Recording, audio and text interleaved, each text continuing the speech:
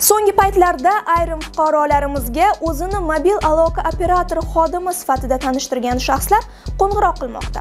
Ular yangilanish bahonasida sizga SMS kod yuborishini aytib, uni bilmoqchi bo'ladi. Agar kodni bermasangiz, raqamingiz bloklanadi deb qo'rqitishga urinadi. Bu esa haqiqiy firibgarlik. Mobil aloqa operatori hech qachon telefon orqali SMS kodni so'ramaydi. Raqamingizni bloklash bilan qo'rqitmaydi. Bunday jarayonlarni faqat rasmiy SMS, mobil ilova yoki xizmat ko'rsatish markazlari orqali amalga oshiradi.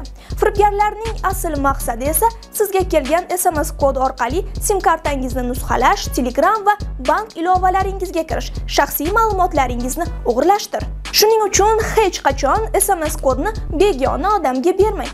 Shubhali qo'ng'iroqlarga ishonmang va darhol suhbatni tugating. Agar tasodifan SMS kodni aytib qo'ygan bo'lsangiz, zudlik bilan mobil aloqa operatoringizga murojaat qiling. SIM kartangizni himoya qiling va muhim akkauntlaringiz parollarini o'zgartiring. Unutmang, haqiqiy operator faqat rasmiy raqamlaridan SMS yuboradi, lekin sizdan kod so'rab telefon qilmaydi.